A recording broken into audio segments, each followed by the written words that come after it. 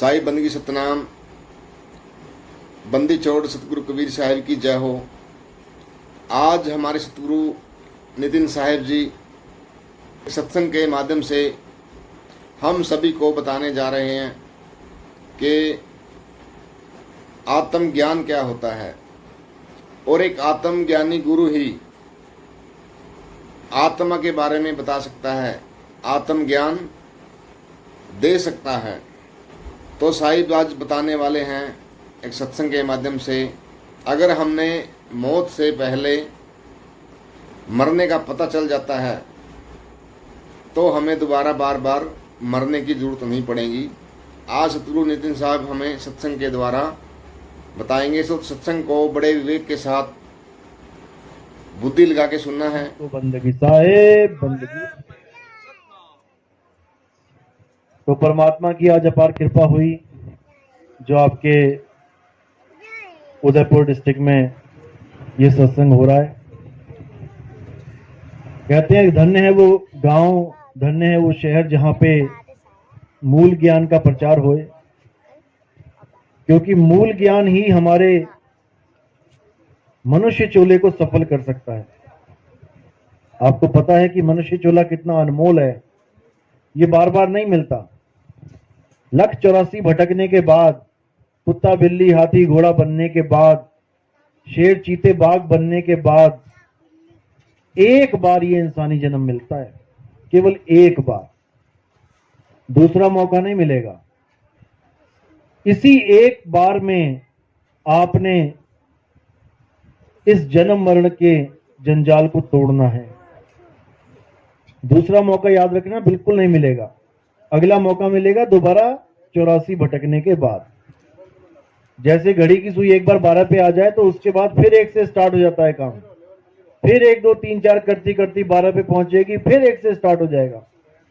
ऐसे ही युगों युग बीत गए, हम उसी घड़ी की सुई की तरह गोल गोल घूम रहे हैं। सतयुग चला गया, द्वापर चला गया, त्रेता चला गया, आज कलयुग। कलयुग में भी हम यहीं के यहीं बैठे हैं, और एक दिन ऐसा आएगा कि फिर इस शरीर को छोड़ के दोबारा फिर पैदा हो जाएंगे। कितने लोग ऐसे हैं गांव में जिनको आप खुद अपने हाथों से शमशान घाट तक छोड़ के आए, जला के आए, जो आप ही की तरह आपके साथ बैठे होते थे, और ये जन्म मरण की बातों को सुन के कहते थे किसने देखा, किसने देखी मौत, हम तो जीने के लिए आए हैं, हम तो 100-100 साल जिएंगे, पोते हो जाएंगे तब तक जिएंगे। लेकिन कितने लोग आपको छोड़ के चले गए, पता भी नहीं लगा। ऐसी आपने भी एक दिन चले जाना है, कोई भी स्थिर नहीं है यहां पे। हमें इंसान जन्म क्यों मिला है, हमने केवल इस पे विचार करना है। भगवान ने हमें कुत्ता बिल्ली क्यों नहीं बना दिया, हमें मुर्गी बकरा क्यों नहीं बना दिया। कसाई के बाड़े में पड़े रहते हैं, वहां देखो हजारों मुर्गियां अपनी मौत का इंतजार करती हैं। कसाई आता है, जो हाथ में आती है उसको पकड़ के बाकियों से अलग करके काट दिया जाता है। बिल्कुल इसी तरह जो काल कसाई है वो हमारे परिवार में से जो भी उसके हाथ आता है वो निकाल के ले जाता है। हम रोते रह जाते हैं, गिड़गिड़ाते रह जाते हैं, किसी पर भी उसका वार आ सकता है। हम कहते हैं आज बहुत दिन शुभ है, हम मुहूर्त निकालेंगे, कोई दिन शुभ नहीं है। हर दिन के आगे वार लगा है, रविवार, सोमवार, मंगलवार, वीरवार, शुक्रवार, यानी तुम्हारे ऊपर कभी भी उस काल कसाई का वार हो सकता है। ऐसा कोई दिन नहीं है जब कहो कि आज मृत्यु नहीं आएगी, आज शुभ दिन है, कोई दिन शुभ नहीं है। जाओ शमशान घाट के बाहर बैठो, दिल्ली में बैठो, देखो कौन सा दिन शुभ है, इसकी मृत्यु नहीं हो रही है। सब मर रहे हैं, सबका नंबर लग रहा है, बस फर्क इतना है किसी का आज लग रहा है, किसी का कल लग रहा है। थोड़े थोड़े करके मरते हैं, इसलिए हम चिंता नहीं करते हैं। रोज ही मरते हैं, हम कहते रहे ले रोज ही मरते हैं, उसमें क्या है, बड़ी बात है। लेकिन जब एक साथ मरने लग जाते हैं तो चिंता का विषय बन जाता है। जैसे अभी कोरोना आया तो एक साथ मरने लगे तो पूरे विश्व में हड़कंप मच गया, और जो धीरे धीरे मर रहे थे उसमें तो किसी ने चिंता नहीं करी। मतलब थोड़े थोड़े मरे तो ठीक है, एक साथ मरने लग जाए तो बहुत गंभीर विषय हो गया। ये हमारी मूर्खता है। मौत चाहे आ जाए चाहे आए कल, मरना तो पड़ेगा, मरना तो पड़ेगा। इसमें खुश होने की बात नहीं कि कोरोना चला गया, मृत्यु दर कम हो गई, भैया कल भी मरना पड़ेगा। इसलिए इससे पहले कि मृत्यु आए, मरने का इंतजाम ही कर लो।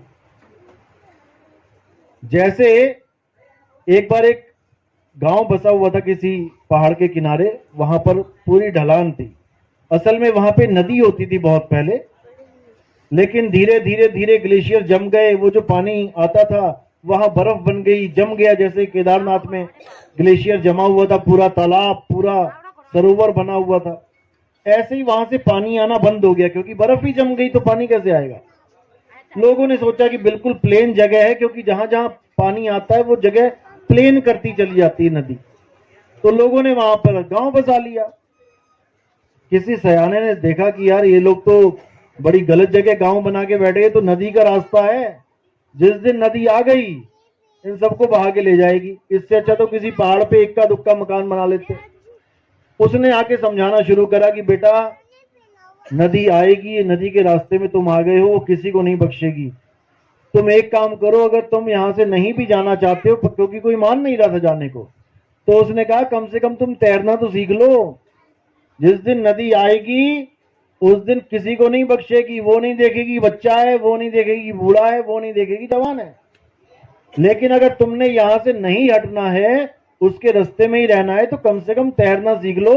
जब वो आएगी तो तैरना आता होगा तो कम से कम 50% चांस तो बच हो जाएंगे तुम्हारे बचने के। तो उस बातों को सुन के जो समझदार जीव थे उन्होंने तैरना सीखना शुरू कर दिया। धीरे धीरे धीरे धीरे बहुत से लोगों ने तैरना शुरू किया और सीख गए। अब जिस दिन नदी आई, उसमें से बहुत से ऐसे भी लोग थे जो कहते थे अरे किसने देखा, इतने साल हो गए, 10 साल हो गए हमें रहते यहां, आज तक नहीं आई नदी, किसने देखा, आएगी तो देखा जाएगा। और जब वो आई तब हालत खराब हुई। अब हर तरफ पानी पानी पानी पानी हो गया।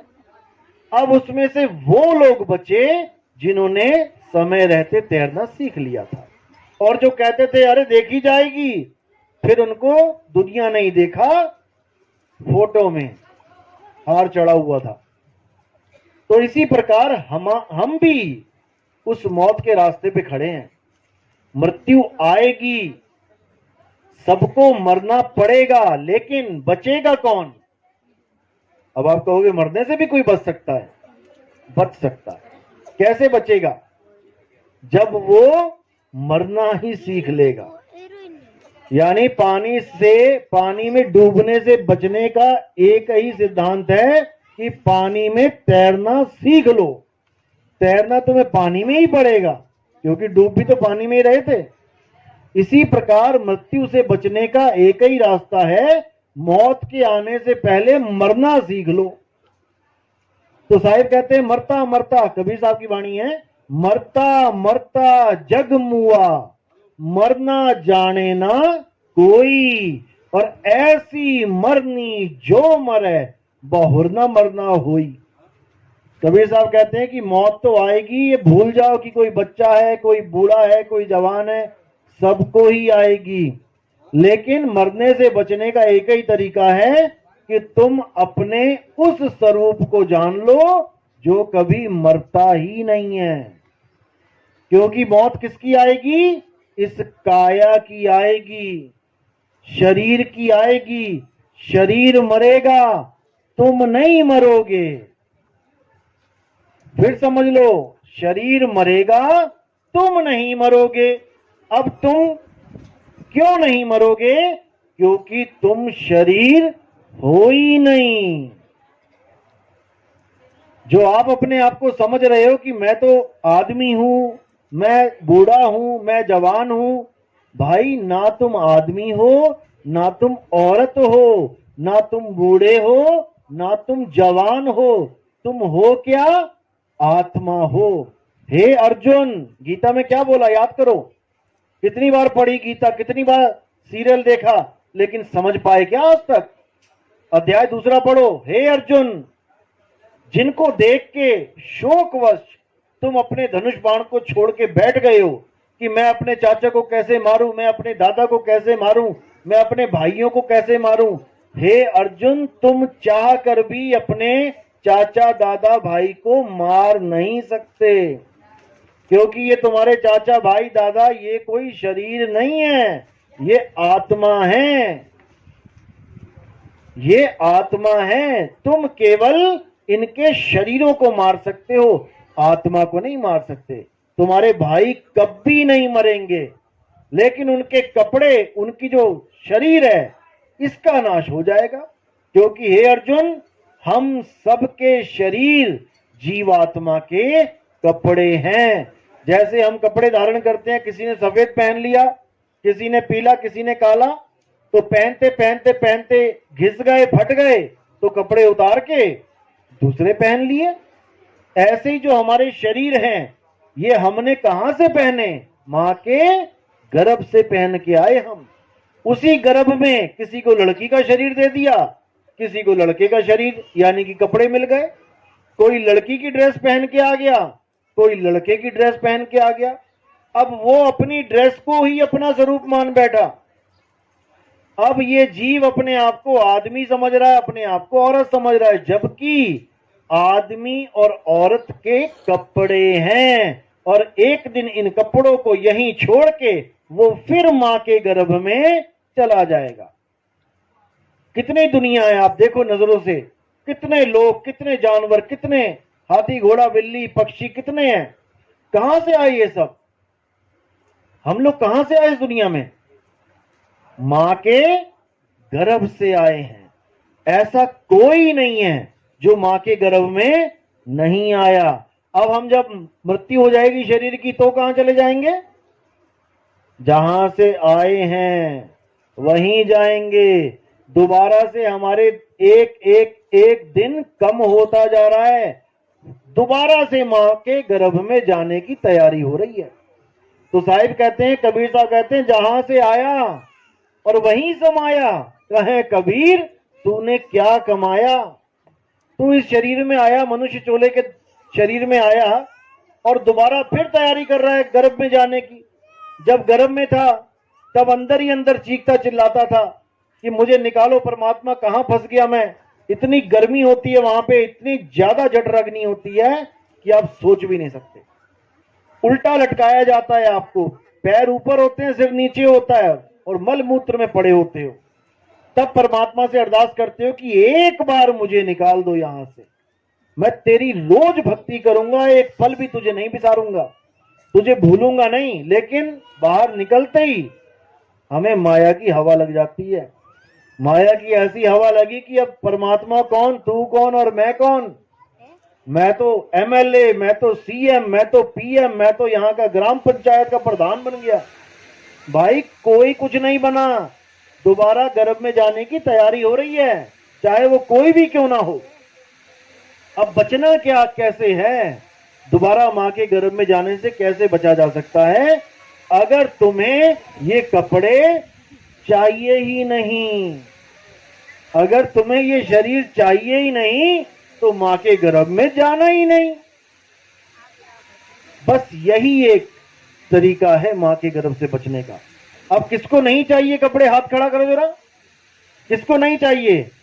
और अभी किडनी फेल हो जाए, डॉक्टर के पास जाओगे, डॉक्टर साहब मुझे बचा लो, डॉक्टर साहब मुझे बचा लो। किसको बचा लो? तुम तो अमर अविनाशी हो, तो किसको बचाने के लिए बोल रहे हो? कपड़ों को। डॉक्टर साहब इन कपड़ों को बचा लो, इंजेक्शन लगवा लो, कुछ भी करो, ये कपड़े ना चले जाएं कहीं। और जहां पे आशा वहीं पे वासा। ये कपड़ों से कोई मुक्त नहीं हो सकता जब तक वो अपने स्वरूप को ना जान ले, यानी वो उस चीज को ना जान ले जो बिना कपड़ों के भी जीवित है। क्योंकि तुमने अपने आप को ये कपड़ा समझ लिया है। कोई बात नहीं, तुमने अपने आप को ये कपड़ा समझ लिया है, और तुम अपनी आयु को इस कपड़े के साथ नापते हो। अभी किसी को खड़ा करके पूछे भाई आपकी कितनी उम्र है, वो कहेगा 30 साल। क्या तुम्हारी उम्र 30 साल है?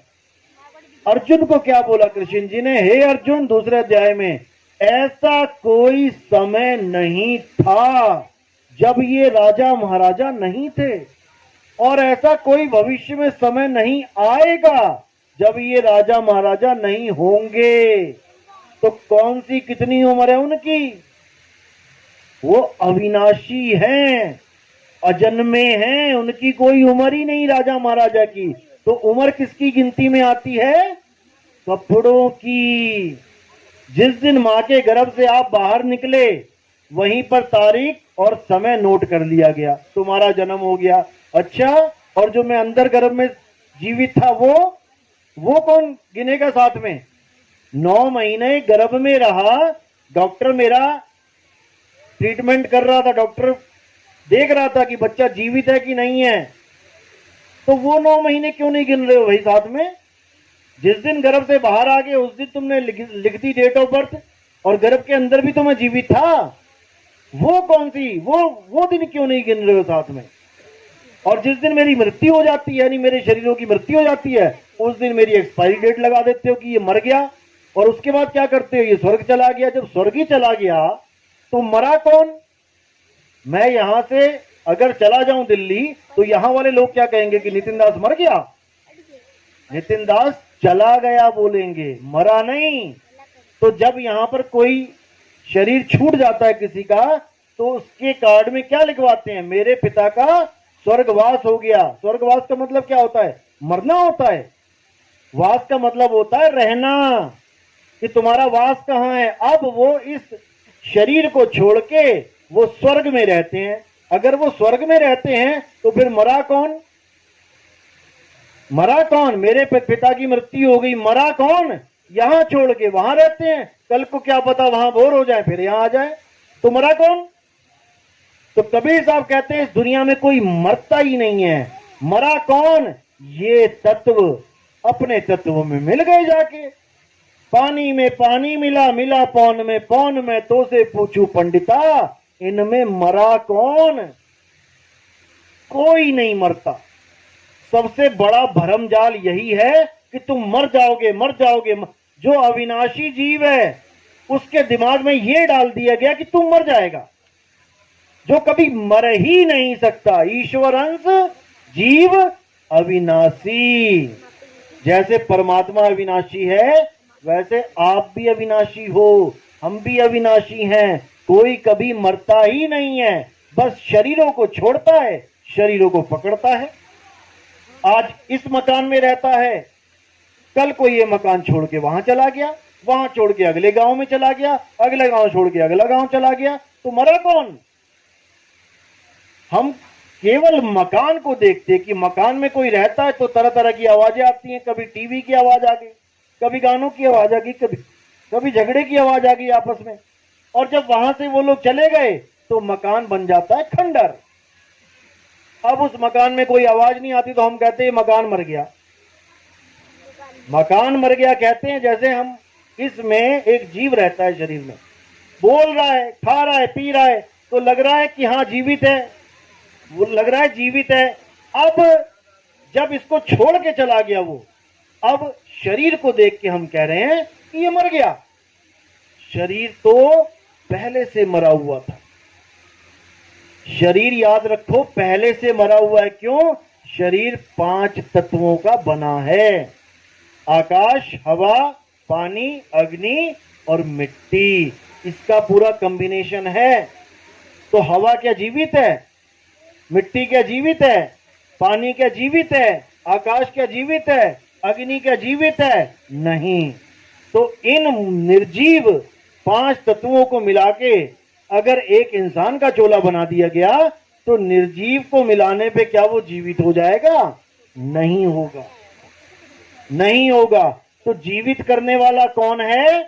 जीव है। जब तक इसमें जीव नहीं आएगा, जब तक ये जीवित नहीं होगा। जैसे आप पंखा लेने जाते हो, किसी मार्केट में गए, वहां पर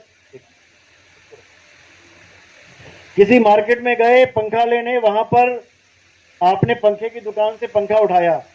अब पंखा वहां 3-4 हिस्सों में टूटा पड़ा होता है, पंखे अलग पड़े होते हैं, उसके पर वो रोटेटर अलग पड़ा होता है, टांगने वाला अलग होता है और रेगुलेटर अलग होता है।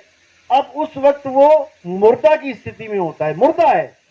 यानी आप एक दुकान में गए मुर्दा खरीदने के लिए, जो 4-5 हिस्सों में बटा पड़ा है, मुर्दा उठा के ले आए घर पे। अब उसको मुर्दे को जोड़ के टांग दो, अब क्या चल पड़ेगा? वो मुर्दे को टांगा ना, मुर्दा लेके आए थे, मुर्दे को जोड़ के टांग दिया, चला क्या? नहीं चला। अब उसमें किस चीज की कमी है, क्यों नहीं चल रहा? करंट की। जब तुमने करंट की तार लगा दी, अब वो मुर्दा भागने लगा 250 की स्पीड में। अब मुर्दा भागने लगा 250 की स्पीड में, तो क्या वो अब जिंदा हो गया? वो पंखा क्या अब जिंदा हो गया? जिंदा है कि मुर्दा है? मुर्दा है। जिंदा हमें लग रहा है। क्यों लग रहा है? क्योंकि करंट उसको दौड़ा रहा है, और जैसे ही करंट चला गया वो फिर मुर्दे का मुर्दा ही रह गया। यानी पंखा कभी जिंदा था ही नहीं। पंखे को चलाने वाली बिजली थी, वो उसको जिंदा कर देती है बार बार। जितनी बार ऑन करोगे चल पड़ेगा, ऑफ करोगे बंद हो जाएगा। इसीलिए इस शरीर के साथ भी एक करंट जुड़ा हुआ, ये शरीर मुर्दा है, इसके साथ एक करंट जुड़ा हुआ है, जिस करंट को कहते हैं जीवात्मा। जब तक वो जीवात्मा इस शरीर के साथ जुड़ी हुई है, ये दौड़ रहा है, भाग रहा है, खा रहा है, पी रहा है, चल रहा है, तो ये क्या जिंदा हो गया? मेरे पिताजी जिंदा हैं। कौन पिताजी जिंदा है? किसको मान रहे हो पिताजी? जीव तो पहले ही अमर है, और जीव शरीर को चला रहा है। अब तुमने पिताजी मान लिया शरीर को, इसलिए कह रहे हो मेरे पिताजी जिंदा हैं, और जिस दिन जीव शरीर को छोड़ दिया उस दिन कहोगे मेरे पिताजी मर गए। तो तुमने पिताजी मान लिया शरीर को, जबकि पिताजी कौन है? वो जीव पिताजी है, जो छोड़ के चला जाता है, जो पड़ा हुआ है लाश, वो पिताजी नहीं है। कहते ना मेरे पिताजी मुझे छोड़ के चले गए, चले कहां गए? लेटे तो हैं। वो पिताजी नहीं है। पिताजी जीव थे, जीव चला गया, और पिताजी की जो कपड़े हैं, जो लाश है, वो पड़ी हुई है। तो सारी उम्र हम किसको पिताजी पिताजी करते रहे? लाश को, मुर्दे को। और जो पिताजी जीवित हैं उसका हमें कोई बोध ही नहीं है। तो कबीर साहब की वाणी है, साधो ये मुर्दों का गांव। ये जितने भी लोग तुम्हें दिखाई दे रहे हैं ये सब मुर्दे हैं, लेकिन तुम्हें लग रहा है जीवित हैं। क्यों? 1000 पंखे लगे हों, जिसमें से 500 में बिजली आ रही है, 500 के स्विच ऑफ हैं, तो जिसकी बिजली चल रही है वो दूसरों को क्या कह रहे हैं? अरे ये तो मर गया, ये तो मरे हुए हैं।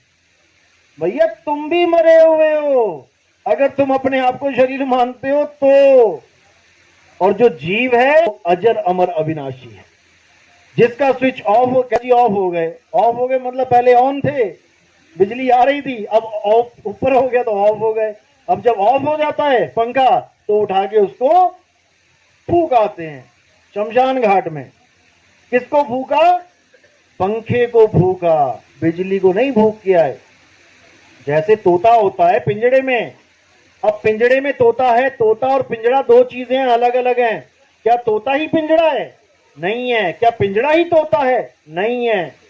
अब ये पिंजड़ा क्या है? ये शरीर। इस पिंजड़े में एक तोता बैठा है जो रोज बोलता है मिट्ठू मिट्ठू। अब बस फर्क इतना है कि वो तोता दिख नहीं रहा, वो तोता किसी को दिखता नहीं है, तो लोगों को लगता है पिंजड़ा बोल रहा है।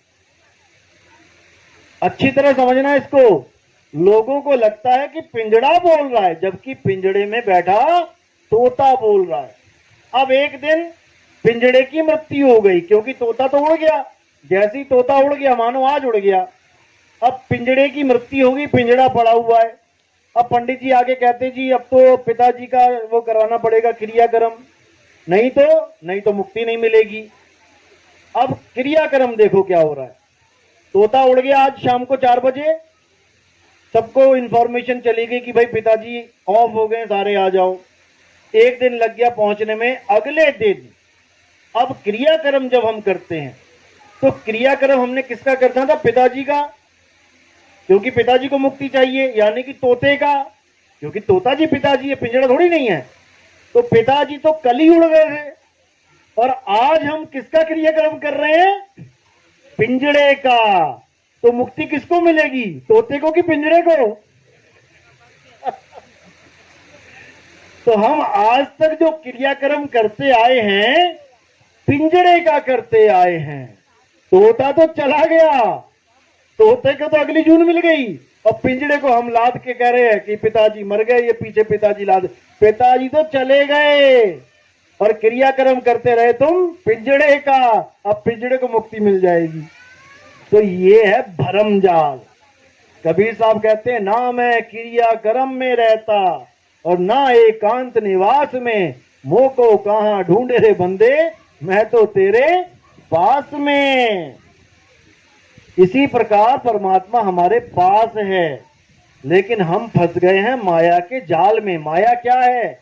माया के डेफिनेशन क्या है? आज हर संत ये बोलता है, आप टीवी ऑन करो, हर संत एक ही बात बोलता है, मोह माया से दूर हो जाओ, मोह माया से। माया है क्या? माया की डेफिनेशन क्या है? कबीर साहब क्या कहते हैं? संतों जो बदले सो माया। जो भी चीज बदल रही है वही माया है।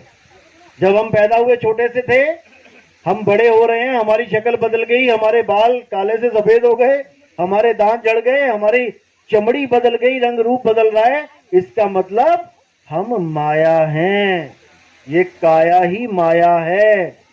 और जो कभी ना बदले वो क्या है? वो है सत्य, वो है परमात्मा जो कभी नहीं बदलता, जिसका ना कभी जन्म होता है ना कभी मृत्यु होती है। तो कौन है वो? किसके बारे में बताया? हे अर्जुन, आत्मा अजन्मा है। ना तो किसी समय में आत्मा की जन्म होता है, ना ही कभी आत्मा की मृत्यु होती है। आत्मा को छोड़कर इस दुनिया में जो कुछ भी दिखाई देता है अर्जुन, वो माया है। और अगर ये जीव इंसानी चोले में आकर भी माया का गुलाम बन बैठे, माया की पूजा में व्यस्त हो जाए, तो उसको अगला जन्म भी मायावी ही मिलता है।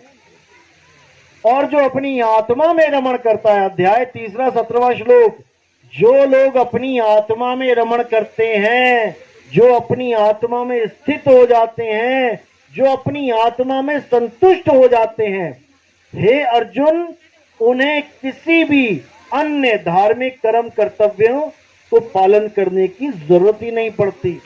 यानी किसी मंदिर जाने की जरूरत नहीं पड़ती, क्योंकि मंदिर क्या है? मंदिर भी माया है, क्योंकि बदल रहा है।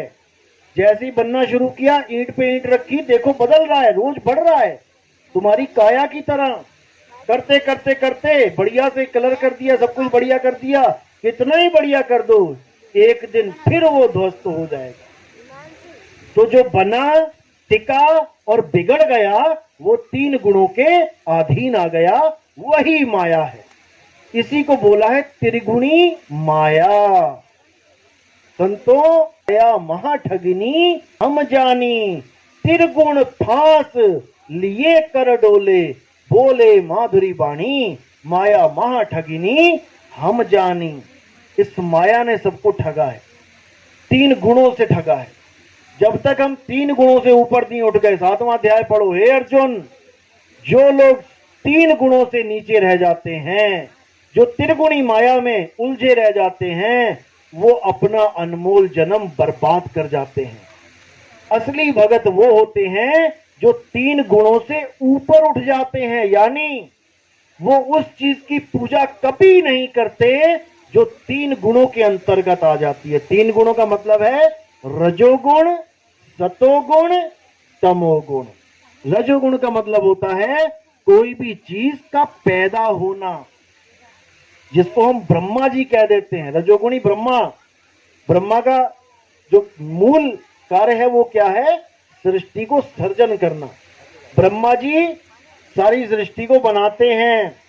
आगे है सतोगुण। सतोगुण कौन है? विष्णु जी का नाम लेते हैं वहां पे, यानी सृष्टि का पालन करना। और तमोगुण क्या है? सृष्टि का संहार करना। उसके लिए किसका नाम लिया जाता है? भोले शंकर का, कि शंकर जी ही संहार करते हैं। ब्रह्मा जी पैदा करते हैं, विष्णु जी पालना करते हैं और शंकर जी संहार करते हैं। अब जिस भी चीज को पैदा पाला या संहार किया जाए वही माया है। कोई भी चीज है जो पैदा हो रही है, पल रही है कुछ देर और उसके बाद उसका नाश हो रहा है, माया है। और अगर तुम माया में अटके रहोगे तो कभी परमात्मा को प्राप्त नहीं कर सकते। हे अर्जुन, जो इस 3 गुणों की माया को लांघ जाते हैं वही मुझे प्राप्त कर सकते हैं, मेरे अजन्मे स्वरूप को प्राप्त कर सकते हैं।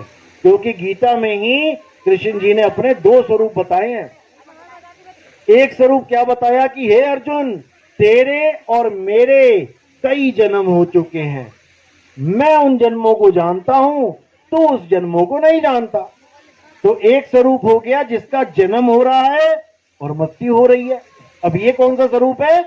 जिस स्वरूप की आप पूजा करते हो मंदिरों में, शरीर की। कृष्ण जी की फोटो देख के कभी ये तो नहीं कहते कि हनुमान जी हैं।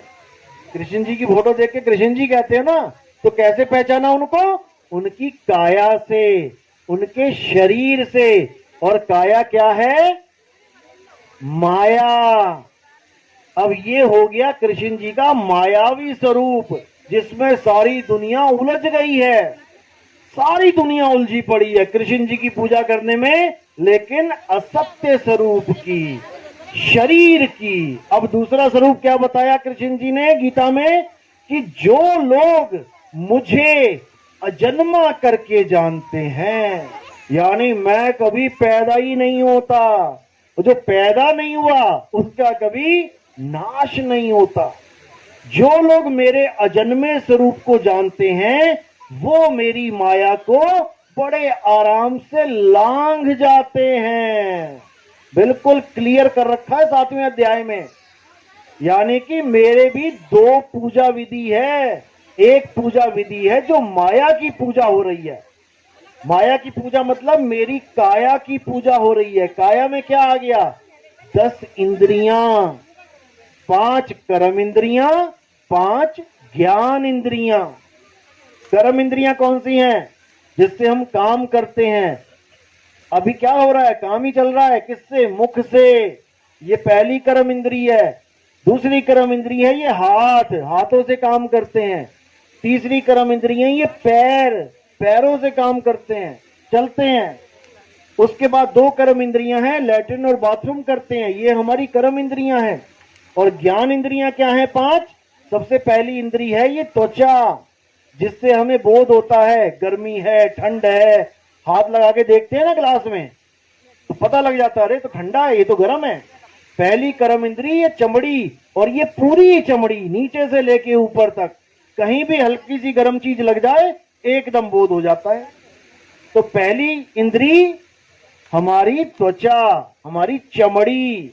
दूसरी इंद्री आंख, आंख से हम पहचान करते हैं काली पगड़ी है, पीली पगड़ी है, नीली पगड़ी है, ये मेरे पापा जी खड़े हैं, ये चाचा जी खड़े हैं, या बुआ जी खड़ी हैं। आंख से देख के पहचान हो रही है। तीसरी इंद्री कान, कान से पहचान होती है शेर दहाड़ा कि कुत्ता भौंका, बारिश हुई कि आग लगी, आदमी बोला या बच्चा बोला, कान से पता लगता है। नाक, नाक से पता लगता है बदबू है या खुशबू है।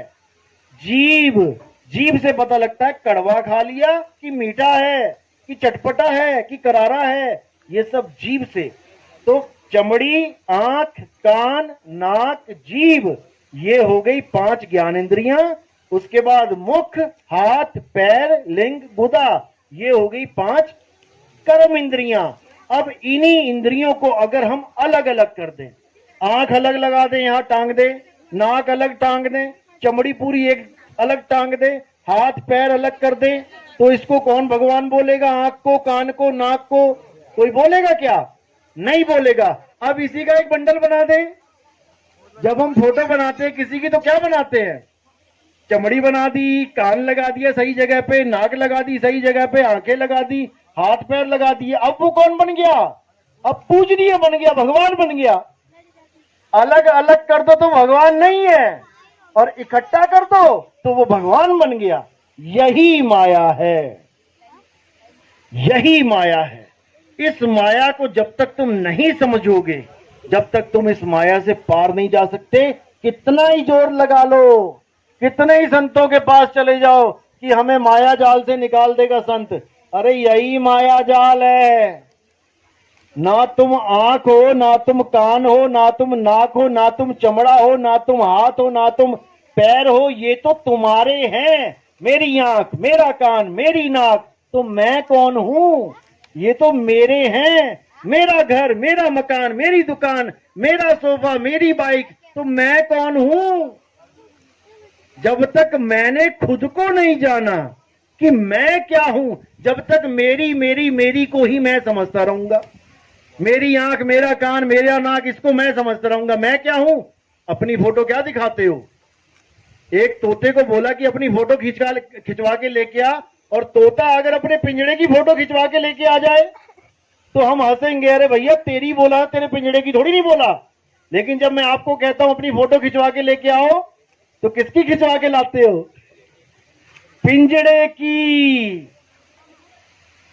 जब को राशन कार्ड में फोटो लगाते हो ना, अपनी और अपने बच्चों की फोटो खिंचवा के लाओ, तो तुम अपने पिंजड़े की और अपने बच्चों पिंजड़ों की फोटो खिंचवा के लेके आते हो। ये तुम्हारे पिंजड़े हैं। जब ये तुम्हारे पिंजड़े हैं, ये तुम नहीं हो, तो भगवान कृष्ण वो पिंजड़ा कैसे हो सकते हैं भाई? समझो, ध्यान से, गौर से। जिसकी तुम पूजा कर रहे हो दिन रात, वो कृष्ण जी नहीं है, वो कृष्ण जी का पिंजड़ा है। पिंजड़े की पूजा कर रहे हो दिन रात। कृष्ण जी का तो आता पता नहीं है तुम्हें, कृष्ण जी होता क्या है। जैसे तुम्हें खुद का आता पता नहीं है। तोता अपने आप को जानता ही नहीं है मैं तोता हूं, वो अपने आप को पिंजड़ा मान के बैठ गया है। अब वो तोता क्या है? आत्मदेव है। और पिंजड़ा क्या है? माया है। रोज बदल जाता है। आज बाल लाल हैं, कल को काले कर लो, बदल गया।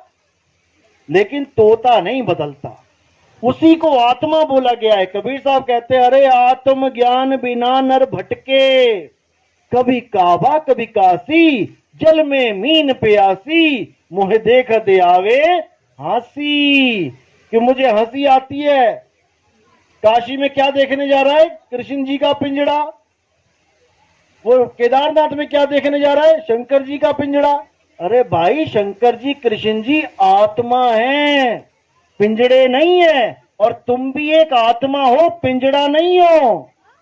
जब तक तुमने अपना बोध नहीं कर लिया, जब तक तुम पिंजड़ा ही मानते रहोगे। कबीर साहब कहते हैं, अरे 10 द्वारे का पिंजड़ा, तामे बोले कौन, रहीबे को अचरज है, उड़ा सो अचरज कौन। जो तुम्हारा तोता होता है पिंजड़े में, तुम हल्का सा गेट खोल देना रात को, फुर करके उड़ जाएगा। उसके बाद तुम सारी उम्र गेट खोल के रखना, वापिस आएगा क्या? कभी नहीं आएगा। लेकिन इस काया में जो तोता है, ये 9 दरवाजे खुले पड़े हैं, फिर भी नहीं उड़ता। इस पिंजड़े में 10 दरवाजे हैं, जिसमें से एक दरवाजा तो कर दिया है बंद, गुप्त है, और 9 दरवाजे दिए खुले। हे अर्जुन, इन 9 द्वारों के पिंजड़े में जीव रहता है। कौन से 9 द्वार? 1 2 2 आंखें, 1 2 2 कान, 2 और 2 4, 1 2 नाक के 2 छेद, 6 मुंह, 7वां दरवाजा लिंग और गुदा, लैट्रिन बाथरूम, ये 2 दरवाजे अलग, 9 दरवाजे हो गए। इन 9 दरवाजों में से ही जीव यानी तोता अंत में उड़ जाता है। मरते हुए किसी के देखोगे लैट्रिन निकल गई बेचारे की, किसी की पेशाब निकल जाती है, किसी की जीभ बाहर आ जाती है इतनी लंबी, किसी की आंखें बाहर आ जाती हैं, किसी के नाक में से कान में से खून निकल जाता है।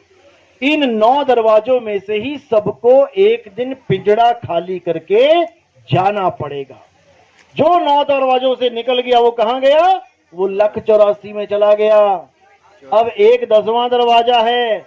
अगर कोई 10वें दरवाजे से भी निकल जाता है, तब भी उसकी मुक्ति नहीं होती। वो कहां जाता है? वो स्वर्ग महास्वर्ग में जाता है। 10वें द्वार से जीव जब जाए, स्वर्ग लोक में वासा पाए। थोड़े दिन भोगेगा वहां पे स्वर्ग, उसके बाद क्या? जब अपनी कमाई खत्म हो गई स्वर्ग वाली, चल नीचे, फिर से यहीं आ जाएगा। इसलिए कबीर साहब कहते हैं कि दसों द्वारे गंधम गंदा और सार शब्द चीने नहीं अंधा। दसों द्वारों से निकल जाओगे तब भी मुक्ति नहीं होगी। मुक्ति कहां होगी कि समाना कहां है। हम भक्ति के नाम पे क्या कर रहे हैं? जाप, अजप्पा और अनहद। या तो हम भगवानों के नाम जप रहे हैं, हरे राम हरे कृष्णा, या ईसाई हैं तो वाहेगुरु, अल्लाह क्या नाम है, हालेलुया हालेलुया, और सिख है तो वाहेगुरु वाहेगुरु वाहेगुरु, मुसलमान है तो अल्लाहू अल्लाहू अल्लाह। क्या है ये सब अक्षर हैं, 52 अक्षर हैं। कब पैदा हुए, कब आए इस दुनिया में? जब इंसान ने लिखना बोलना पढ़ना सीखा, जब आदमी आदि मानव था, जब नंगा आया था, कुछ खाता पीता, रसोइयां नहीं थी, जंगल में खाता पीता था, फल फूल जड़ें कंदमूल। तब कौन सी भाषा थी? तब कौन से भगवान राम का नाम था? तब कौन सा वाहेगुरु का नाम था? कोई अक्षर उसके पास नहीं था, जानवरों की तरह रहता था। तब राम का नाम कहां था? तब कबीर का नाम कहां था? तब अल्लाह वाहेगुरु कहां था? कहीं भी नहीं था। अल्लाह वाहेगुरु तो था, लेकिन उसका कोई नाम नहीं था। ये धीरे धीरे नाम बना लिए। हिंदुस्तान में हिंदी के नाम बन गए, अरब में अरबी के नाम बना लिए, अंग्रेजों ने अंग्रेजी के बना लिए, जापान ने जापानियों को बना लिए, सारी खिचड़ी बना दी अलग अलग नामों की। अब अपने अपने भगवानों को अपनी अपनी भाषा के नाम से याद कर रहे हैं। यही जाप, कबीर साहब कहते हैं कि यही जाप सबसे बड़ा बंधन बन चुका है मुक्ति के लिए। यही सबसे बड़ा बंधन है। प्यास लगती है तो कौन सा नाम जपते हो भाई? कौन सा नाम जपते हो? कहां जाते हो? सीधे पानी के पास। और पानी ना पता हो तो लोगों से पूछते हो, भैया कहीं नल लगा है, भैया कहीं पानी मिलेगा? क्यों? क्योंकि तुम्हें वहां पर इतना पता होता है कि पानी की प्यास किसी मंत्र से नहीं बुझेगी, पानी पीने से बुझेगी। लेकिन जब भगवान की बारी आती है कि भगवान को याद करना है, भगवान को पाना है, तो मंत्र आ जाता है बीच में से, राम राम राम राम राम राम, अल्लाहू अल्लाहू अल्लाहू। अब ये तो आया, अब इसमें बड़ा छोटा भी आ जाता है। तेरा अल्लाहू छोटा है, मेरा राम बड़ा है। तेरा वाहेगुरु छोटा है, जीसस बड़ा है। अब बड़ा छोटा क्या कर रखा है? नमो को। सारे नाम दुनिया में से हटा दो। मान के चलो आज वही जमाना आ जाए जब इंसान नंगा ही आया था, जड़े खाता था खोद खोद के, जानवरों का शिकार करता था, आग की भी खोज नहीं कर पाया था। तब बताओ कि अगर भगवान को याद करना होता तो कैसे याद करते? कौन सा नाम लेके याद करते? आज तो पढ़ लिए लिख लिए तो आज सारे नाम तुम्हें रटे हुए हैं। उस वक्त कोई नाम ही नहीं था, तब क्या करते? आज तो पानी का नाम तुम्हें पता लग गया, उस वक्त पानी का नाम भी नहीं पता था, लेकिन फिर भी प्यास बुझाते थे। किससे? पानी से। आज भी इंसान को छोड़कर जितने जानवर हैं, क्या उनकी प्यास नहीं बुझती? लेकिन वो तो जानते नहीं कि पानी का नाम पानी रखा है तुम लोगों ने। चिड़िया को प्यास लगती है तो ये देखती है कि पानी कहां है, सीधे वहीं जाती है, वो नाम नहीं जपती। लेकिन इंसान परमात्मा की खोज ना करके परमात्मा के नाम में फंस गया है, केवल नाम में फंस गया। तुम किसको मानते हो? मैं अल्लाह को मानता हूं। अरे रे रे रे, ये तो बेकार बंदा है। अब उसने केवल अक्षर बोला है अल्लाह। अब चाहे वो अल्लाह उसका राम ही क्यों ना हो, लेकिन वो अल्लाह के नाम से परहेज करके बैठ गया। जैसे पानी का नाम है जल, वाटर, नीर, तोय। अब अगर वहां चले जाओगे बंगाल में तो वहां पे जल को बोलते हैं जौल। अब तुमने वहां पूछा भैया पानी है क्या? अरे नहीं पानी नहीं, यहाँ तो जौल मिलता है, पानी नहीं है यहाँ पे। तुम कर्नाटक में चले जाओ, वहां नीर बोलते हैं, नीर। तुम पानी पानी कह के थक जाओगे, वो कहेंगे भैया नीर मिलता है यहाँ पे। अब तुम्हें पानी के नाम से एलर्जी है, लेकिन नीर भी उसी का नाम है। दिक्कत ये है, अल्लाह बोलो, वाहेगुरु बोलो, गॉड बोलो, कुछ भी बोलो, वो ताकत एक है जो तुम्हें चला रही है। ये करंट एक है, ये सारी दुनिया के पंखों को चला रहा है, क्योंकि ये एक है। इसी प्रकार हमने उस एक को जानना है जो हम सबको चला रहा है। वो कौन है? घट घट मेरा साइया, सुनी सेज न कोय, और बलिहारी व घट की, जिस घट प्रगट होए। वो कनेक्शन सबके साथ जुड़ा हुआ है, तभी तो ये सारे पंखे चल रहे हैं। ये सारे पंखे चल रहे हैं। जिस जिसका कनेक्शन ऑफ होता जाएगा उसका पंखा गिरता जाएगा। बस उस कनेक्शन को जानना है। हम अपने आप को पंखा मान रहे हैं बार बार, इसलिए दोबारा दूसरे पंखे की डिमांड कर देते हैं। अब हमने अपने आप को करंट जान लेना है, और जब हम करंट ही हो गए अब हमें किसी पंखे की जरूरत नहीं है। पंखे को करंट की जरूरत है कि करंट को पंखे की जरूरत है? पंखे को करंट की जरूरत है। करंट तो अपने आप में पूर्ण है, उससे तुम पंखा चला लो, उससे तुम गीजर चला लो, उससे तुम हीटर चला लो। करंट अपने आप में पूर्ण है, उसे किसी की जरूरत नहीं है। इसी प्रकार आत्मा अपने आप में पूर्ण है, लेकिन जब जीवात्मा बनी बैठी है तब इसे शरीर चाहिए। कभी कुत्ते का शरीर पकड़ लेती है, कुत्ता बन के घूम रही गलियों में। कभी बिल्ली का पकड़ लेती है, बिल्ली बन के घूम रही गलियों में। कभी इंसानी चोला पकड़ लेती है तो लड़का लड़की आदमी औरत बन के घूम रही है।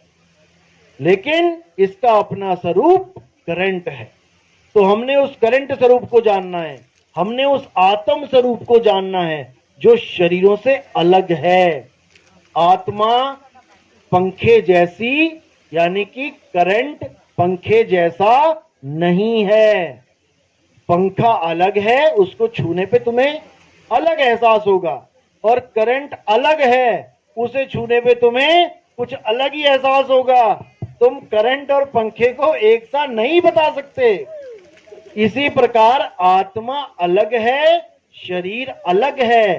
कृष्ण जी, राम जी, हनुमान जी का शरीर एक पंखे की तरह जानो, 10 इंद्रियां समझो, और उनकी आत्मा को परमात्मा जानो, क्योंकि आत्मा ही परमात्मा है। आत्मा को कोई मार ही नहीं सकता, इसीलिए वो परम है। लेकिन अपने परम पद को छोड़ के जब वो जीव पद में आ जाती है तो देखो कितने बने बैठे हुए हैं। बस हमने क्या करना है, अब इस जीव को अपने आत्म स्वरूप में लाना है, और कुछ नहीं करना। कोई अगरबत्ती नहीं, कोई धूप नहीं, किसी मंदिर मस्जिद में कोई जाने की जरूरत नहीं। घर बैठे तुम्हें आत्म ज्ञान हो सकता है। ये पंखे को करंट ढूंढने के लिए कहां जाना पड़ेगा? अरे करंट इसी में है, तभी तो चल रहा है ये। इसीलिए बोला कस्तूरी कुंडल बसे, मृग ढूंढे बन माही, ऐसे रमता राम है ये दुनिया जाने नहीं। तुम्हारा परमात्मा तुम्हारी आत्मा में विराजमान है, उसे बाहर जाके ढूंढने की जरूरत नहीं है। जैसे दूध अगर घी को ढूंढना चाहे तो कहां जाके ढूंढे? अगर दूध घी को ढूंढना चाहे तो क्या पड़ोस के गांव में जाके ढूंढेगा? अरे उसी में है। लेकिन कोई कहे कि अभी हाथ डाल के घी निकाल के दिखा मुझे दूध में से, तो निकाल लोगे क्या? हाथ डाल के दूध में से घी निकल जाए तो नहीं निकलेगा, लेकिन है कहां? उसी में है। अब क्या करना पड़ेगा? अब हमें गुप्त भेद प्राप्त करना पड़ेगा। वो गुप्त भेद हमें कौन बताएगा? मां बताएगी बेटी को कि बेटी इस दूध में से बहुत सी चीजें निकल सकती हैं। बेटी कहेगी क्या बात कर रहे हो? जिसको नहीं पता इस दूध में से क्या निकलेगा, बेटा इसमें से दही भी निकल जाता है, इसमें से लस्सी भी निकलती है, इसमें पनीर भी निकल जाता है, और इसमें से घी भी निकल जाता है। अब बेटी को यकीन नहीं हो रहा कि ऐसे कैसे हो सकता है। अब वो उसको तरीका बताएगी, उसमें जाग लगाएगी, अगले ही दिन दूध से दही बन जाएगा। अब उस दही को मथेगी, उसमें से मक्खन निकलेगा, मक्खन को गर्म करेगी, उसमें से जाके घी निकलेगा। तो दूध में ही घी है, लेकिन कितने घंटे दूर है? अब लगा लो कितने घंटे लग गए आपको। दूध से घी कितने घंटे की दूरी है, वो आप समझ जाओगे कि जीव से आत्मा बनने में कितना समय लगता है। चीज वही है, लेकिन उसको समय लगता है असली स्वरूप में आने में। तो इसी प्रकार जो समय लग रहा है इसी को भक्ति कहते हैं। लोग कहते हैं ना भक्ति करो भक्ति करो। भक्ति का मतलब क्या होता है? कहीं मंदिर में जाके दूध ढूंढेगा घी को तो भक्ति होगी। भक्ति का मतलब होता है आत्म मंथन। अपने आप को मथना शुरू करो। जब तुम अपने आप को मथना शुरू करोगे, करते करते करते करते तुम्हारा रूप बदलने लग जाएगा। बदलने का मतलब ये नहीं कि मायावी रूप, बदलने का मतलब है कि जो तुम आज तक सोच रहे थे कि मैं ये हूं ये हूं ये हूं, उसको छोड़ने लग जाओगे, क्योंकि तुम बदल बैठे हो, तुम्हारा रूप वही है। जैसे एक कुत्ता शीशे के सामने खड़ा होके पूरा दिन भौंक रहा है, तो वहां पर भूल है, अपने आप को भूल गया और सामने वाले जो प्रतिबिंब है, जो नकल है, उसको भौंकने लग गया पकड़ के। तो इसी प्रकार जो भूला हुआ कुत्ता है वो शीशे से बाहर है, और जो भूल है वो शीशे के अंदर है। इसी प्रकार हम अपने आप को भूल गए और अपने इस नकली स्वरूप को देख के भौंकने लगे हुए हैं। भौंक भौंक के ऐसे मर गए, फिर दोबारा यही नकली स्वरूप प्राप्त कर लिया। तो इसीलिए कबीर साहब ने कहा, जैसे स्वान, स्वान यानी कुत्ता, जैसे स्वान कांच मंदिर भरमते भूख मरे हो, और कहे कबीर नलनी के सुगना तोहे कौन पकड़े हो। कह रहे हैं, अरे तोता पकड़ने वाले क्या करते हैं, तोते को पकड़ लेते हैं। कैसे? एक नली लगा देते हैं, उसके ऊपर घूमने वाली 2 नलियां लगा देते हैं, उसके ऊपर मिर्चियां टांग देते हैं। अब तोता उड़ता उड़ता देखता है मिर्ची, शौकीन है मिर्ची का, आके ऊपर बैठ जाता है। जैसे बैठता है तो वो घूम जाता है नीचे को। अब जैसे नीचे घूमता है तो नीचे पानी कर रखा था गड्ढा खोद के उन्होंने, अब वो खूब कस के पकड़ लेता है नली को। अब इतनी तेज पकड़ लेता है कि उसे ये भूल जाता है कि मैंने पकड़ी है, वो सोचता है नली ने मुझे पकड़ लिया। अब वहीं लटका रहता है पूरा दिन और आके उसको पकड़ लिया जाता है। इसी तरह कहा जा रहा है कि कुत्ता ये भूल जाता है कि मैं शीशे से बाहर हूं, मेरे सिवा और कोई नहीं है, और अपने प्रतिबिंब को भौंक भौंक के एक दिन मर जाता है। इसी प्रकार हम भी अपने स्वरूप को भूल के अपने नकली स्वरूप के लिए हाय हाय हाय हाय करते मर जाते हैं। तो यही कबीर साहब ने बताया है कि अपने स्वरूप को जान लो। तुमने अपने स्वरूप को जान लिया, अब तुम्हें पिंजड़े से कोई मतलब नहीं है। पिंजड़ा चाहे कभी छूटे, आज छूटे तब भी तोता उड़ के आसमान में खुशियां मनाएगा, और 10 दिन बाद छूटे तब भी जाके खुशियां मनाएगा। तोता कभी रोएगा क्या पिंजड़े से निकलते हुए? तुम एक बार खोल के तो देखो। लेकिन तुम इस पिंजड़े को छोड़ते हुए हंसते हो कि रोते हो? यानी वो तोता इस तोते से महाज्ञानी है, जो अपने पिंजड़े को छोड़ के हंसता है, और हम अपने पिंजड़े को छोड़ने के वक्त रोते हैं। यानी कैदी की रिहाई है और कैदी बिलबिला रहा है कि मुझे थोड़ा सा और रहने दो इस जेल में, डॉक्टर साहब थोड़ा सा और रहने दो। यही भरमजाल है। डॉक्टर नहीं चाह सकता साधो ये मुर्दों का गांव, यहाँ पर डॉक्टेगा और मरीज भी मरेगा। कहने का मतलब दोनों का चोला छूटेगा, दोनों का शरीर छूटेगा। तो शरीर छोड़ने से पहले हमें ये इंतजाम करना है कि हमें दोबारा शरीर में ना आना पड़े। बस यही करना है, इसके अलावा कुछ नहीं। जिस मरने से जग डरे मेरे मन आनंद, मरने पर ही पाइए पूर्ण परमानंद। अगर आपने इस शरीर को छोड़ने का सही तरीका सीख लिया तो उतने आनंद में रहोगे कि सोचो कि लास्ट में तुम्हारी मृत्यु नहीं, तुम्हारा ब्याह हो रहा है। इस सुरता का ब्याह होता है शब्द गुरु से, और इतने आनंद में रहती है, लेकिन नहीं जानती अपने पति को, इसलिए बेचारी इस नकली पति को पति मान के बैठी है, इससे ही पीछा नहीं छूट रहा उसका। तो इसी के साथ मैं आज का सत्संग यहीं समाप्त करता हूं। बाकी जो हमारे सत्संग है आप YouTube पे देख सकते हैं। कहत